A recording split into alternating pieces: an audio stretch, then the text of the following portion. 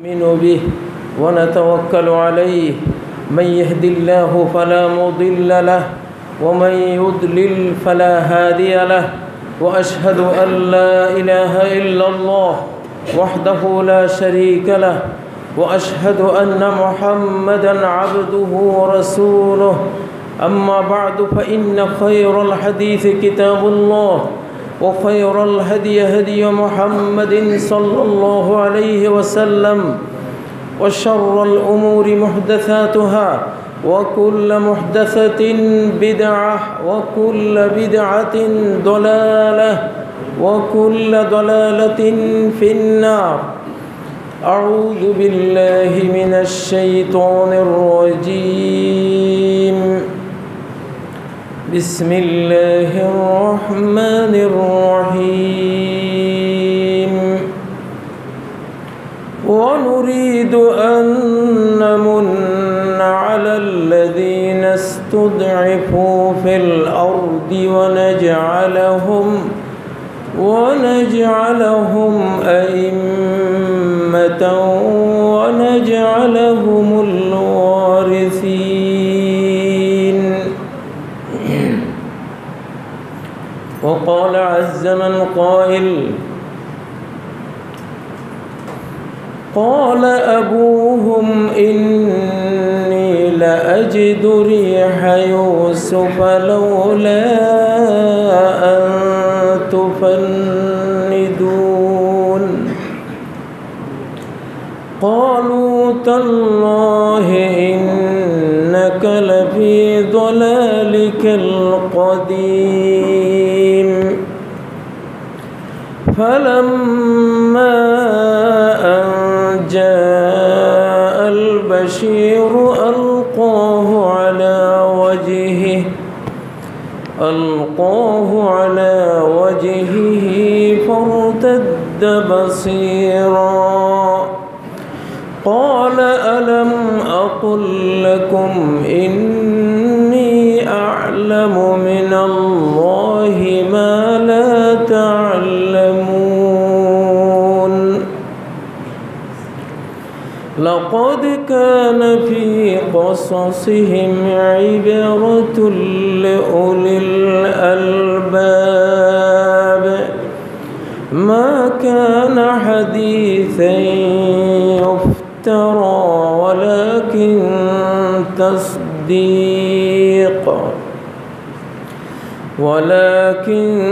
تصديق الذي بين يديه وتفصيل كل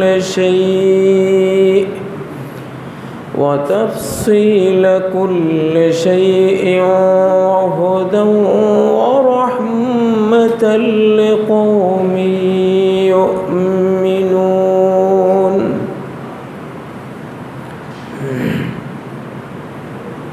সকল প্রশংসা নিবেদন করছি আল্লাহ রব্বুল ইজ্জত ওয়াল জালালের জন্য, যিনি সমগ্র সৃষ্টি জগতের সৃষ্টিকর্তা, পালনকর্তা, সকল নির্বাহী ক্ষমতা যার হাতে, আকাশ থেকে যিনি এই পৃথিবীকে পরিচালনা করেন। সালাত ও তাসলিম প্রেরণ করছি মুহাম্মদুর রাসূলুল্লাহ সাল্লাল্লাহু আলাইহি ওয়াসাল্লামের প্রতি, যিনি কিয়ামত পর্যন্ত সকল মানব গোষ্ঠীর জন্য আখেরি রাসূল ছিলেন, খাতামুন নবিয়্যিন ছিলেন।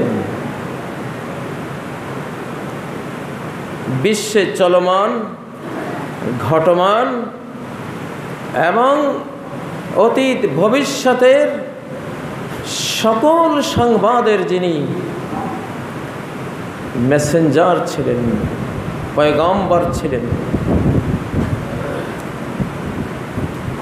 সম্মানিত মুসল্লিয়ানে কেরাম, আজকে আমার খুতবার বিষয়বস্তু মুসলিম বিশ্বের ভবিষ্যৎ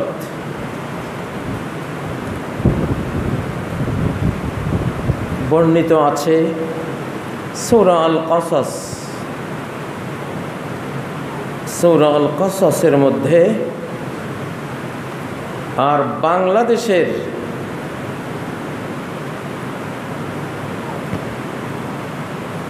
বর্তমান এবং বর্তমানের কাছাকাছি সময়ের ইতিহাস,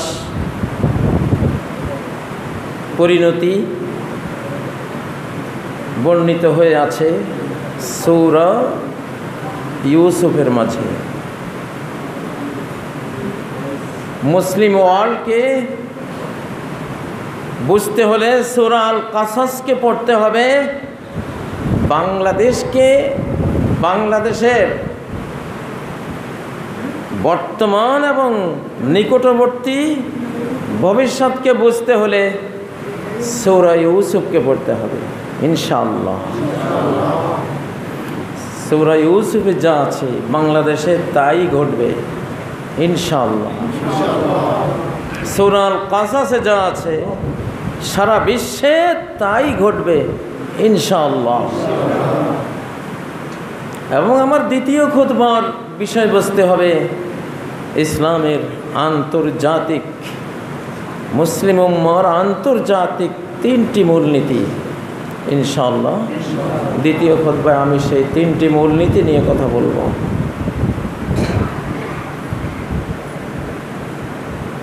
প্রথম খুতবায় যে বিষয়টা নিয়েছি মুসলিম ওয়ার্ল্ডের ভবিষ্যৎ, সূরা আল কসসের মধ্যে আছে। বাংলাদেশের ভবিষ্যৎ সূরা ইউসুফের মধ্যে আছে। হয়তো অনেকে আশ্চর্য হবেন যে 1400 বছর আগের বইতে আবার বাংলাদেশের কথা, ইতিহাস। হ্যাঁ বন্ধুরা, সম্মানিত মুসল্লিয়ানে কেরাম, কোরআনে ইউসুফ আলাইহিস সালামের কাহিনী ইউসুফ আলাইহিস সালামের জন্য শোনানো হয়নি, বর্ণনা করা হয়নি। ইউসুফ আলাইহিস সালামের গোটা ঘটনা আপনাকে শোনানো হয়েছে, আপনার জীবনে ঘটবে, আপনাদের জাতীয় জীবনে ঘটবে, এই জন্য আপনাদেরকে বলা হয়েছে। ইতিহাসের কোনো ঘটনাই ইতিহাস যাদেরকে নিয়ে তৈরি হয় তাদের জন্য বলা হয় না, ভবিষ্যৎ যারা তাদের জন্য বলা হয়। সূরা ইউসুফ মক্কি সূরা, মক্কার জীবনে নাজিল হয়েছে। তখন কি ইউসুফ আলাইহিস সালাম ছিলেন? ইয়াকুব আলাইহিস সালাম, ওনার ভাইয়েরা যারা কূপে ফেলেছিল, যেই জুলাইখা প্রেমের প্রস্তাব দিয়ে ব্যর্থ হয়ে ইউসুফকেই দোষারোপ করেছিল, কেউ কি ছিল? কেউই তো নেই। তাহলে ইতিহাসটা কাদেরকে আল্লাহ শোনালেন? কাদের জন্য সবচেয়ে সুন্দর ইতিহাসের এই ঘটনা আল্লাহ বর্ণনা করলেন? কাদের জন্য? কিয়ামত পর্যন্ত আমরা যারা আসবো আমাদের জন্য, ওই যুগে নবীজির জন্য। ঠিক ইউসুফের জীবনে যা ঘটেছিল নবীজির জীবনেও তাই ঘটেছিল। আজকেও আমি বলছি, আমাদের একটা সত্য স্বপ্নের আলোকে, আজ থেকে আনুমানিক 5 বছর আগের একটা সত্য স্বপ্নের আলোকে আমরা এদেশের সরকার, এদেশকে নিয়ে যারা ভাবেন, কোন পথে যেতে হবে এগুলো নিয়ে যারা চিন্তা করেন, আমি আজকের খুতবাটা দেশপ্রেমিক, এই বাংলাদেশকে যারা ভালোবাসেন, এই জাতিকে যারা ভালোবাসেন, জাতির জন্য যারা চিন্তা করেন, জাতির ভবিষ্যৎকে সুন্দর করার যারা পরিকল্পনা, স্বপ্ন, অভিলাষ অন্তরে পোষণ করেন, আজকের খুতবাটা সেই বন্ধুদেরকে আমি উপহার দিলাম। আপনারা তো আছেনই। ইতিহাস কখনো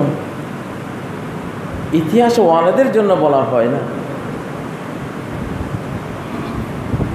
ইউসুফ আলাইহিস সালামের কাহিনী ইউসুফ আলাইহিস সালামের জন্য বলা হয়নি, আপনার জন্য বলা হয়েছে, আপনার জাতির জন্য বলা হয়েছে, বর্তমান ভবিষ্যতের মুসলিম জাতির জন্য বলা হয়েছে।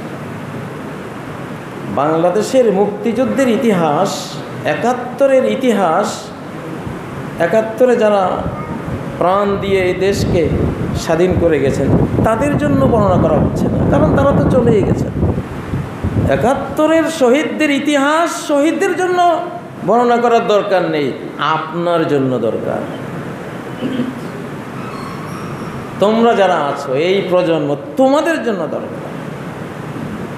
সে সময়ে যা ঘটেছিল এই সময়েও প্রায় তাই ঘটবে, তোমাদের জানা উচিত।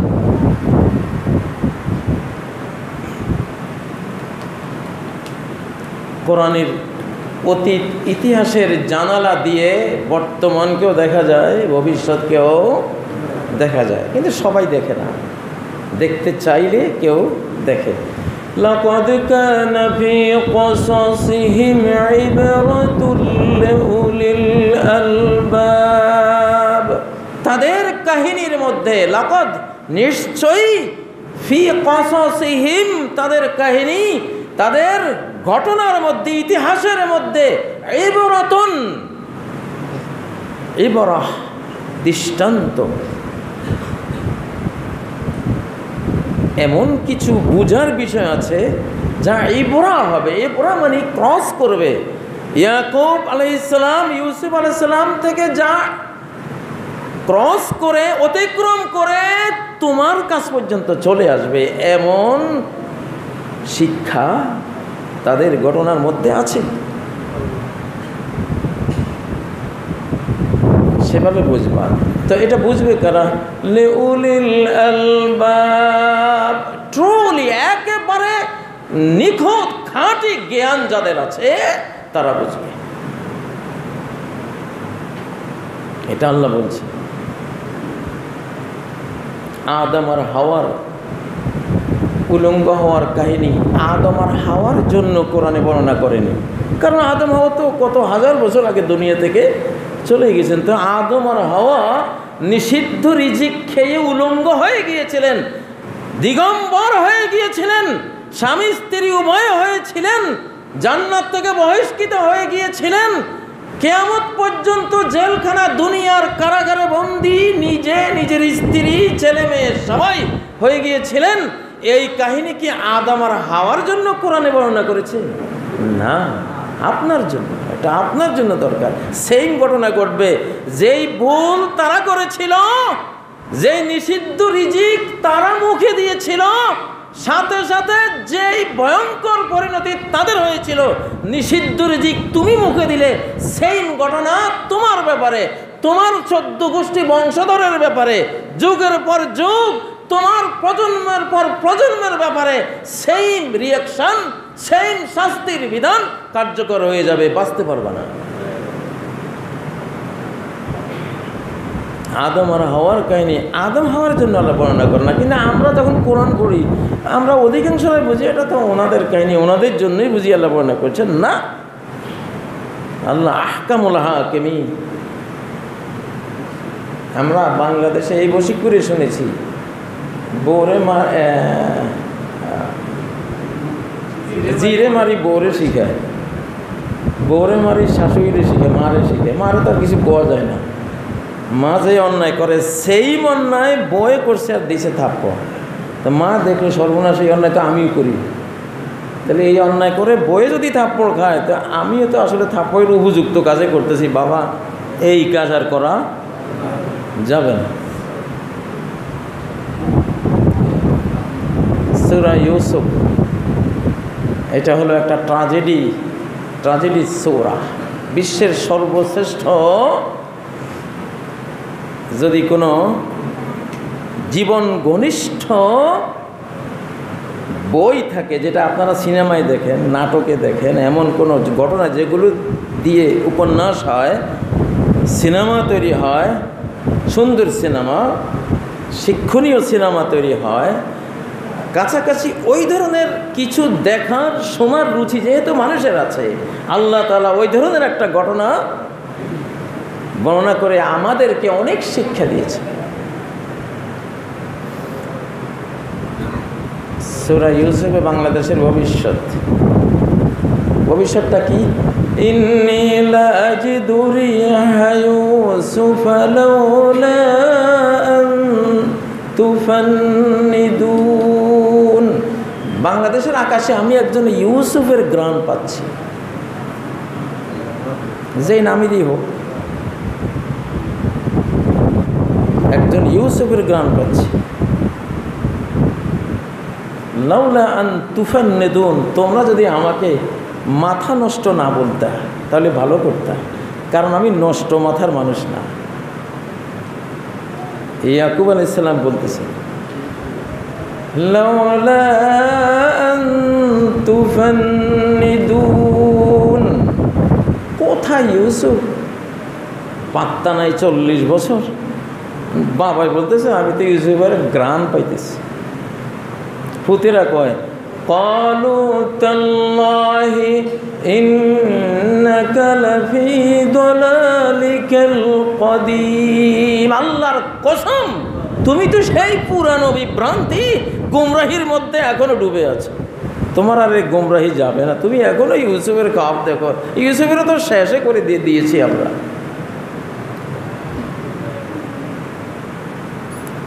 এমনি বলতেছি না, কাজী হারছে গু ইয়া দি দেখো, ইয়াতে এই কাজী যা বলে দেখে শুনে বলে,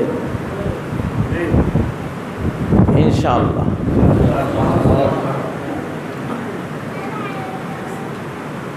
আমি বাংলাদেশ নিয়ে ইদানিং অনেকেই ভাবেন, আমি তাদেরকে আজকের খুতবাটা উপহার দিলাম যে একজন ইউসুফ খুঁজে বের করুন, একজন ইউসুফকে খুঁজুন, ইউসুফকে খুঁজে বের করুন। সেই লোক আমি না, অবশ্যই আমি না, মেসেজ দিয়ে যাই, সেই লোকটা আমি না, হয়তো কারো ধারণার আশপাশেরও কেউ না, কল্পনারও বাইরে হতে পারে, এমনই হয়।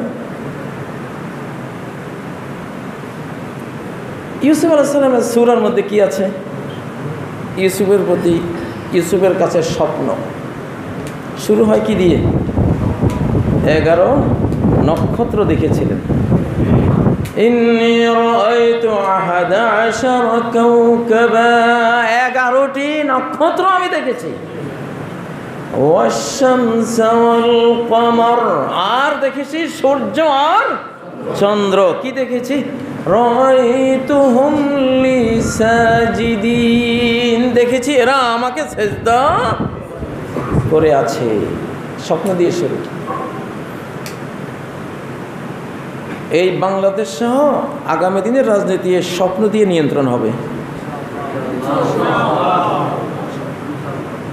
আমরা আগামীকাল কি হতে যাচ্ছে ঘুমের ঘুরে দেখে ফেলবো। হ্যাঁ দেখছি, আলহামদুলিল্লাহ দেখছি, আমাদের লোকজন দেখতে পাচ্ছে। পৃথিবীর কোনো গোয়েন্দা, কোনো সিআইডি, কেজিবির বাবার সাধ্য নাই এমন সংবাদ দেয়া, যে সংবাদ মুমিনরা ঘুমের ঘুরে পায়। সতত যেমতি লোক নিশার স্বপনে, হ্যাঁ নিশার স্বপন।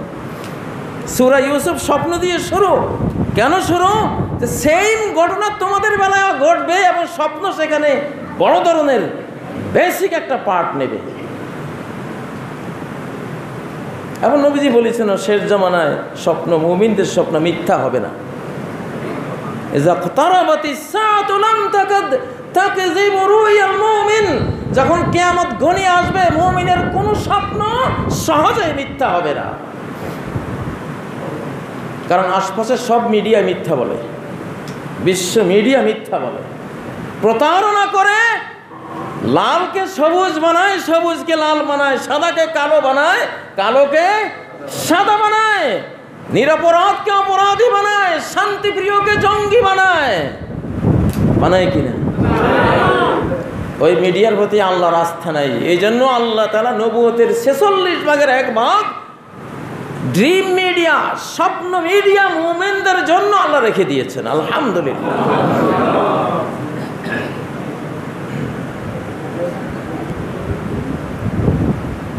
তিনি যে দেখলেন 11 নক্ষত্র আর চন্দ্র সূর্য তাকে সেজদা দিচ্ছেন, বাস্তবায়িত হয়েছিল না? হয়েছে।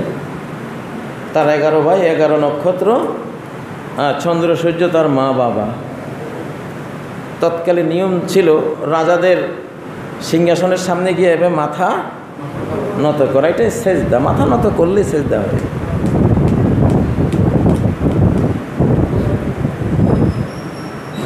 সম্মানিত মুসল্লিয়ানে কেরাম, ছোটোবেলায় বাংলা কবিতায় কবিয়াল গেঁয়ো কবিরা কিছু কবিতার বই বিক্রি করত পদ্মার হাটে, পাটোয়ারি বাজারে, আমরা কিনতাম এগুলি। এগুলির শুরুটা এমন হতো, ও গো দয়াল রহমান কে পারে বুঝিতে তব শান, নাকি যেভাবে শুরুটা খুব আকর্ষণীয়। ও গো দয়াল রহমান কে পারে বুঝিতে তোমার শান। আসলে তো আল্লাহর শান বোঝার ক্ষমতা আমাদের নাই। অনেকের কাছে ঘোরের মতো লাগছে যে কাজী সাহেব কী বলছে আল্লাহ জানে। আমি তো বারবারই জন্য বলতেছি, আমি দেখেই বলতেছি, না দেখে বলছি না। বাংলাদেশের যারা ভবিষ্যৎ নিয়ে ভাবেন তারা সূরা ইউসুফের মধ্যে খুঁজে পাবেন ভবিষ্যৎটা কোন দিকে যাবে ইনশাআল্লাহ। 40 বছর পরে বোঝা গেল ইউসুফের স্বপ্নটা কেন ছিল। 40 বছর পরে বোঝা গেল ভাইরা যে হিংসা করলো, হিংসা করে তাকে কূপের নিচে ফেলে দিল,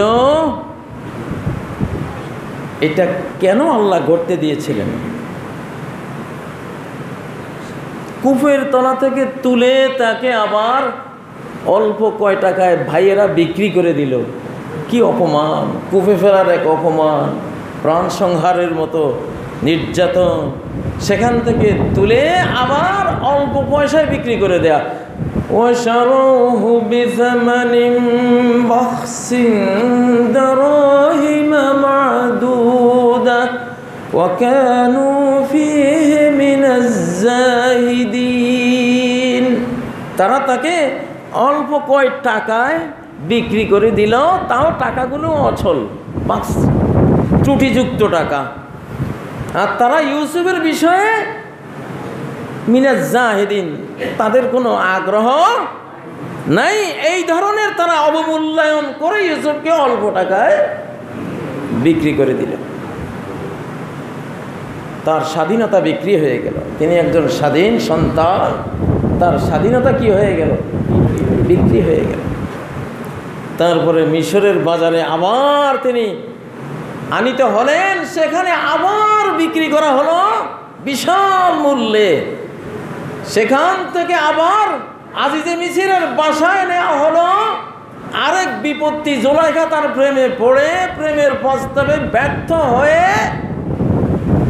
কি বলল, মা জাযাউ মান আরাদা বিআহলিকা সুআ, আপনার স্ত্রীর সাথে যে খারাপ কাজের পরিকল্পনা করেছে তার সাজা কি হওয়া উচিত, আমার স্বামী আপনি বলেন। দেখছি আমাদের এই যুগেই দর্শন করে একজনে, মামলা খায় আরেকজন, সেই ইউসুফ আলাইহিস সালামের।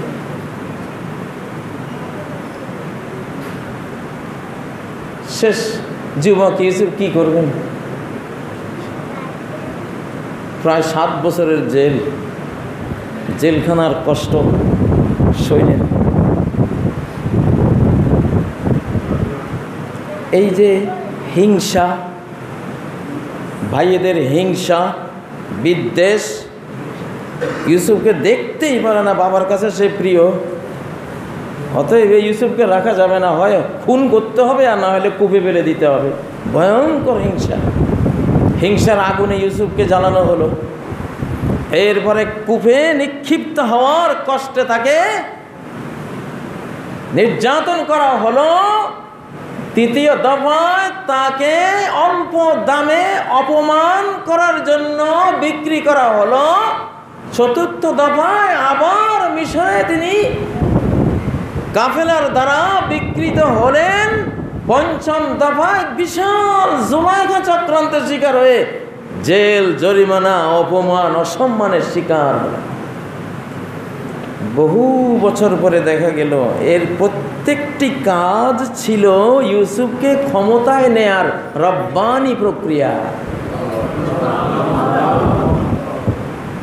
ইউসুফকে আল্লাহ ক্ষমতা দেবেন, আজিজে মিশরের রাজত্ব তাকে দেবেন। এই পর্যন্ত যা হয়েছে এতদিন মানুষ দেখেছে, আহারে ইউসুফ কত দুর্ভাগা, ভাইয়েরা হিংসা করে বহিষ্কার করলো, বাড়ি থেকে বের করে দিল। ইউসুফের কত কপাল খারাপ, বাবা কাঁদে, মা কাঁদে, আহারে ইউসুফ কত দুঃখ লইয়া দুনিয়াতে আসছে। এরপরে আবার কুফে ফেলে দিল, ইউসুফের ভাগ্য আরও খারাপ। এরপরে অল্প দামে বিক্রি, ভাগ্য আরও খারাপ। মিশরে গিয়ে এবার জাতির কাছে বিক্রি, স্বজাতির কাছে তো বিক্রি নেই, আরেক জাতির কাছে বিক্রি, ভাগ্য আরও খারাপ। এরপরে জোলেখা, ইউসুফকে বলছিল জোলেখা আমার সাথে প্রেম করো, আই লাভ ইউ বলছিল নাকি? কিছুতে বলে নাই। উনি ওনার ইউসুফি ফুলের মতো জমজমের মতো পবিত্র চরিত্র নিয়ে তিনি সেখানে, তার পিছনে জোলেখার লেগে সেই জেলখানায় নিয়ে গেল। আহা, সবাই ইউসুফের কপালটাই খারাপ। আল্লাহ তো হাসতেছে, আল্লাহ ইউসুফ আমি তোরে যে সম্মানটা দেব, এই কষ্টের গিরিপথ, কষ্টের এই পারাবার, কষ্টের এই সমুদ্র পাড়ি না দিয়ে যদি ওইখানে ওঠো, মানুষ থাকবে না, তুমি পারবে না, নষ্ট হয়ে যাবা। এই জন্য কঠিন প্রশিক্ষণের পর প্রশিক্ষণ, তাই না? হিংসার আগুন সহ্য করার ধৈর্য তুমি শিখেছ, 1 ডিগ্রি পেলা, আবার কুফে পড়ার পরেও ধৈর্য হারা হয়নি, আরেক ডক্টরের ডিগ্রি পেলা, সেখান থেকে মান অপমান ছিন্ন করে ক্ষুণ্ণ করে তোমাকে বিক্রি করে দেওয়া হলো। আরেক ডক্টরের ডিগ্রি পেলা, সেখান থেকে আবার বিজাতির কাছে বিক্রি হলো, আরেক ডিগ্রি পেলা, সেখান থেকে আবার জেলখানায় নির্যাতিত হলো, আরেক ডিগ্রি পেলা। এতগুলি ডিগ্রির পরে ইউসুফ এবার বসো, সিংহাসনে বসো। মাসাইবুল মুমিনিনা লিদ্দাফে আও লিররাফে, মুমিনদের বিপদ 2 কারণে আসে, তাকে ধাক্কিয়ে ধাক্কিয়ে আল্লাহর দিকে নিয়ে যাওয়ার জন্য আসে, আর লিররাফে তাকে উচ্চ আসনে আসীন করাবার জন্য আসে। আল্লাহু আকবার। আবারও বলি, ইন্নী লাজিদু রিহা ইউসুফ লাউলা আন তুফান্নিদুন, আমি ইউসুফের ঘ্রাণ পাচ্ছি।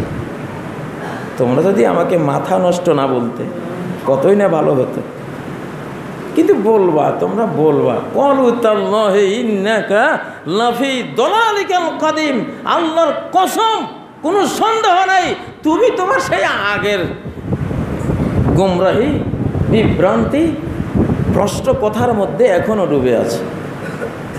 কিন্তু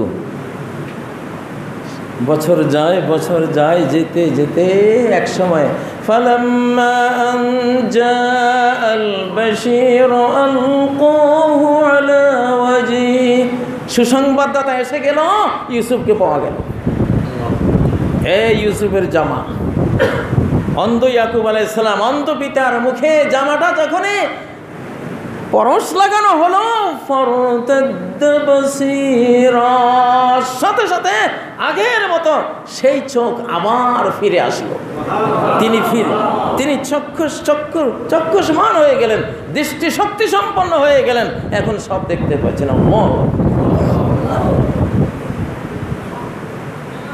বাংলাদেশের রাজনীতি কোরআনে আছে।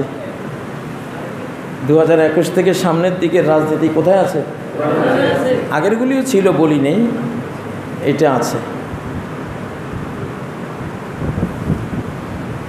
আমার শিশুকালে দেখতাম আমার বাবা কোরআন পড়ে টড়ে বন্ধ করে বলে, রে আর সময় নাই রে।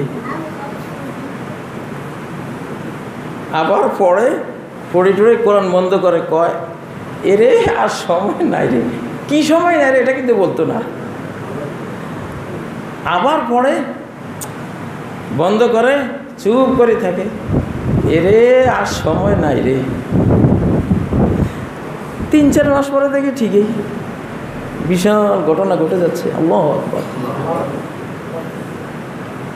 কোরআন আয়না, স্কিন। কিসের CNN, কিসের আল জাজিরা? সমস্ত আল জাজিরা হলো কোরআন, সমস্ত CNN হলো আল কোরআন। বাংলাদেশ টেলিভিশনের বাবা, বাংলাদেশ টেলিভিশন হলো আল কোরআন। এখানে লক্ষ্য করেন, লাকাদ কানা ফি কসাসিহিম ইবরাতুল লিউলিল আলবাব। যদি জ্ঞান থাকে তারা এই সূরা ইউসুফকে টেনে ইবরা বানাবে, ক্রস করে এই বাংলাদেশে এনে দেখে নেবে যে কি করতে যাচ্ছে সামনে, ইনশাআল্লাহ।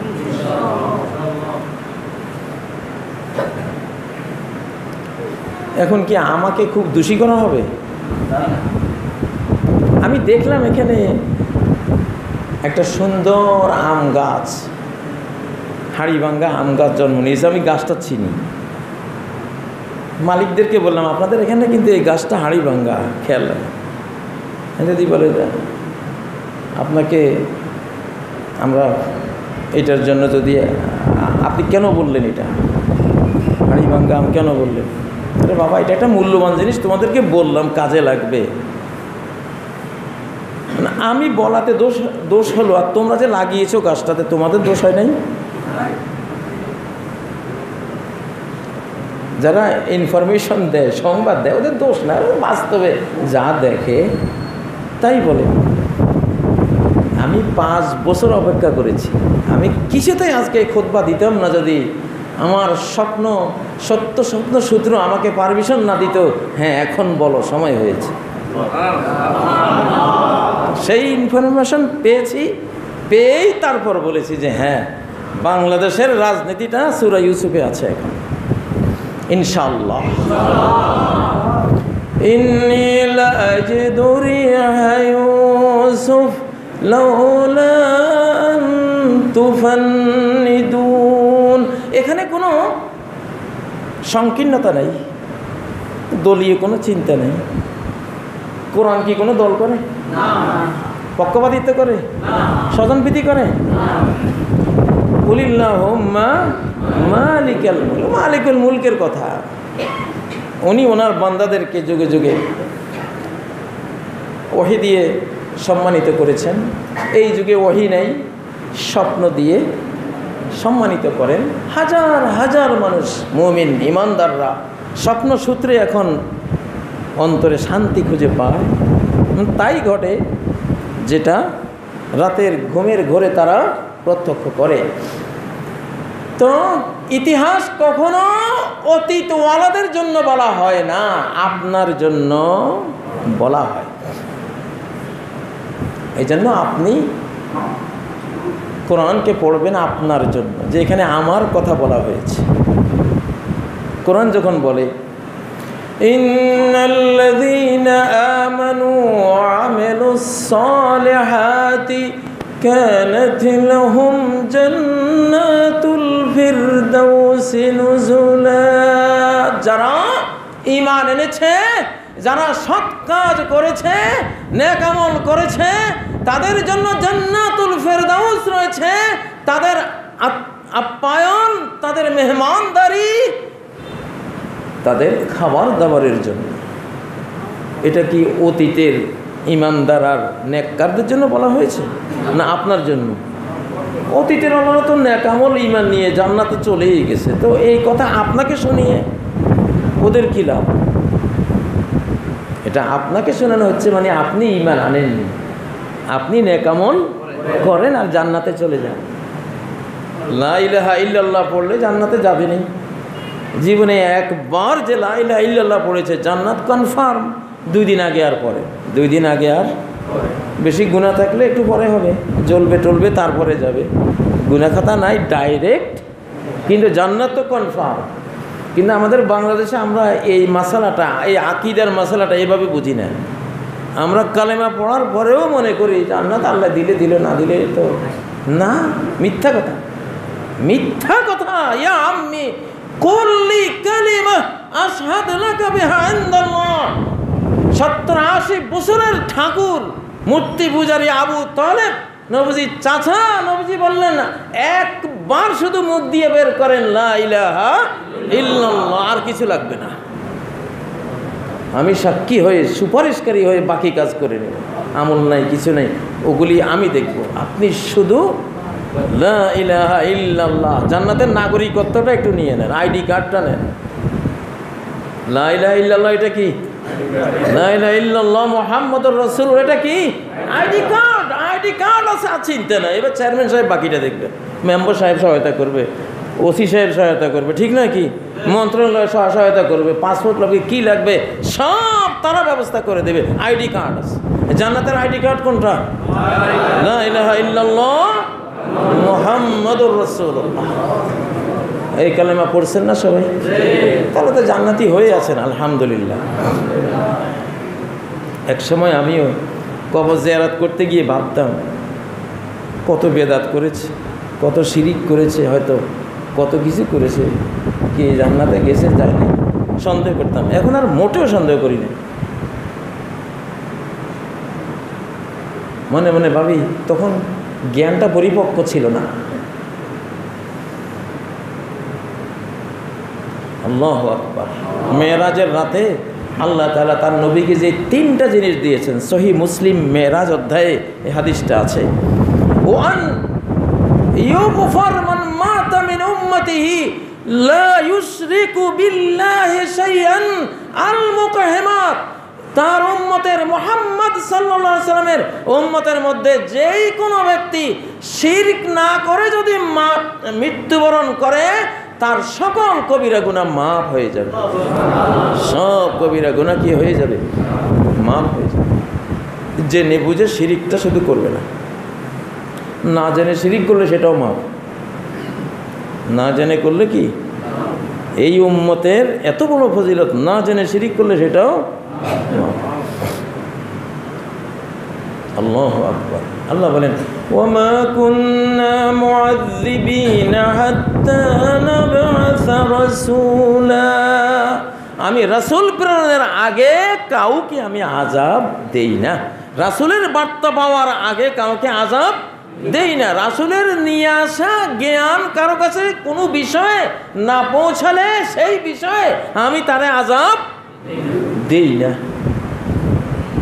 সে জানতো না যে এটা শিরিক, সারা জীবন এটাকে ইবাদত মনে করে করে গেছে, জানার অভাব ছিল। আল্লাহ মাফ করবেন। আহলুল কিবলা, কেবলাওয়ালাদের শিরিক আর শিরিকওয়ালাদের শিরিক এক পাল্লায় মাপা হবে না। আমরা সবাই কেবলাওয়ালা, আহলুল কিবলা। আমরা রওনা দিয়েছি পশ্চিমের দিকে, আমরা যাচ্ছি কোন দিকে? মাঝখান দিয়ে একটু বাঁকা বাঁকা গেল, দিকটা পশ্চিমে। এই জন্য আহলুল কেবলা শিরিক আর গায়রে আহলুল কেবলা শিরিক, মুসলমানদের শিরিক আর অমুসলমানদের শিরিক এক পাল্লায় মাপা হবে না ইনশাআল্লাহ। এখন মুসলিমদের আমাদের সবার ঐক্যের দরকার। সবচেয়ে বেশি আমাদের কোনো পার্থক্য নাই। অমুক কবর পূজারি, অমুক মাজার পূজারি, অমুক ভণ্ড, অমুক বেদাতি, অমুক গোমরা, এগুলি বললে উপকার যদি হয় 1 আনা, ক্ষতি হবে 99 আনা। এগুলি বললে লাভ যদি হয় 1 ভাগ, ক্ষতি হবে 99 ভাগ। এগুলি বলতেও হবে না, বলতে হবে না। সহি একজন আলেমের সাথে চলতে চলতে চলতে ভুলওয়ালা কখন যে শুধরে গেছে সে টেরও পাই না। এমন হয় না? এমন হয় না?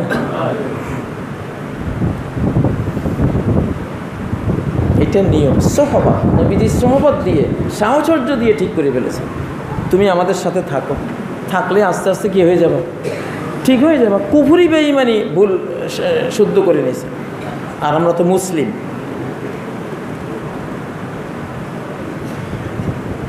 সম্মানিত মুসল্লিয়ানে কেরাম, মুসলিম ওয়ার্ল্ডের ভবিষ্যৎ বলেছিলাম কোন সূরায়? সূরা আল কাসাসের মধ্যে। আল্লাহ কি বলেছেন? ইন্না ফিরআউনা আলা ফিল আরদি ওয়া জাআলা আহলাহা শিয়া।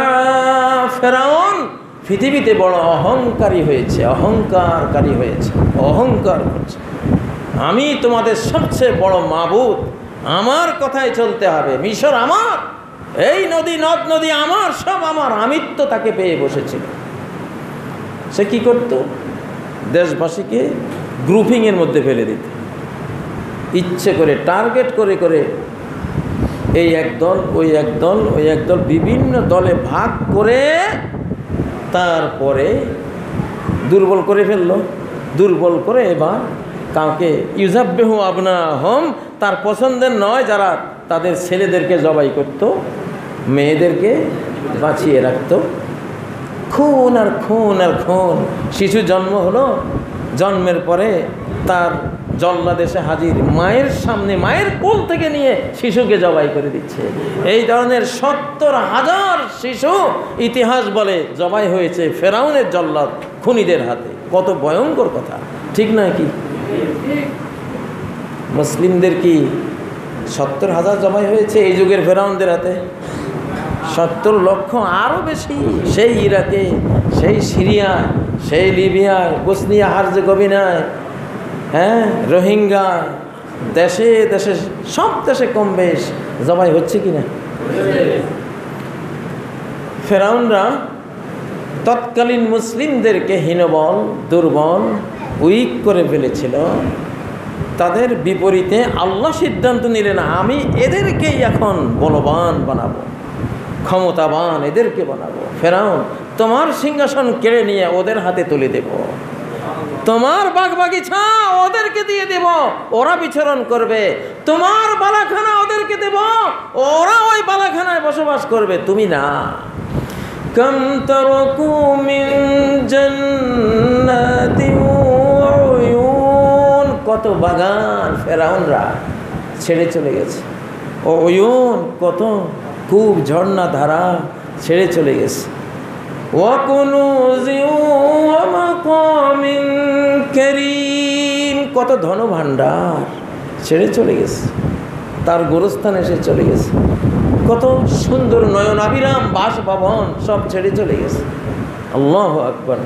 কাযালিক ওয়া আওরাসনাহা কওমান আখারিন, এইভাবেই আমি ওই যাদেরকে সে হীনবল, দুর্বল, নির্যাতিত, নিষ্পেষিত, খুন জখমে রঙিন করে ফেলেছিল, ওদেরকে সব কিছুর ওয়ারিশ বানিয়ে দিয়েছে। সেম ঘটনা আফগানিস্তানে আশরাফ গনিদের ব্যাপারে হয়েছে কিনা? হয়েছে। কত হামবি মার্কিন সেনারা রেখে গেছে, যুদ্ধযান, হেলিকপ্টার, বিমান, সাজোয়া, ৮,৫০০ কোটি ডলার, বাংলাদেশি টাকা না, ৮,৫০০ কোটি ডলার মূল্যের প্রাণের কলিজের টুকরা সম্পদ রেখে ভাগছে জীবন নিয়ে। এমনই ঘটে, এমনই ঘটবে ইনশাআল্লাহ। এখন ঘটনা শুরু হয়েছে, আর থামবে না।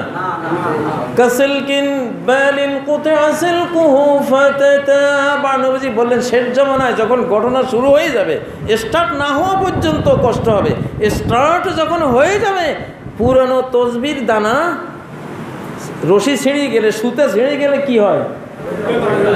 ১০০ দানার মধ্যে কয়টা আটকি থাকে সুতের মধ্যে? একটাও থাকে না, টপ টপ করে সব।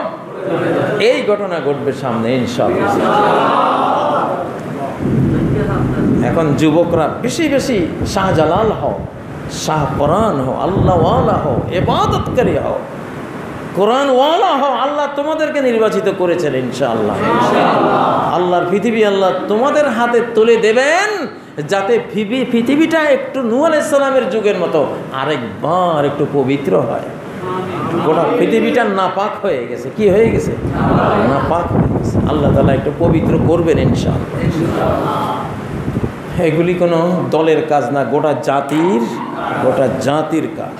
আর গোটা জাতি বিশ্ব মানবতা নিয়ে কাজগুলি করবে। আল্লাহ তাআলা তৌফিক দান করেন। আল্লাহ তাআলা সূরা ইউসুফকে বাংলাদেশে বাস্তবায়ন করেন। যে স্বপ্ন তিনি দেখিয়েছেন তার বান্দাদেরকে, সে স্বপ্নের বাস্তব সেই সুন্দর রূপ, সমৃদ্ধির রূপটা আমরা দেখতে চাই। ইউসুফ আলাইহিস সালাম যেমন মিশরে এসে কোনো রক্ত ঝরাননি, সম্পদ দিয়েছেন, খাবার দিয়েছেন, পানিও দিয়েছেন, গোটা মিশরকে সমৃদ্ধিতে বিশ্ব সেরা বানিয়ে দিয়েছিলেন আল্লাহ তাআলার সামনে। বাংলাদেশকেও ইনশাআল্লাহ এই ধারায় তিনি রাখবেন, এটা আমরা ইনফরমেশনে জানি। আল্লাহ তাআলা তার সে ওয়াদা পালন করুন, পূরণ করুন। আকুলু কাওলি হাযা ওয়া আস্তাগফিরুল্লাহ লি ওয়া লাকুম ফাস্তাগফিরুহু ওয়া তুবু ইলাইহি ইন্নাহু হুয়াল গফুরুর রহিম।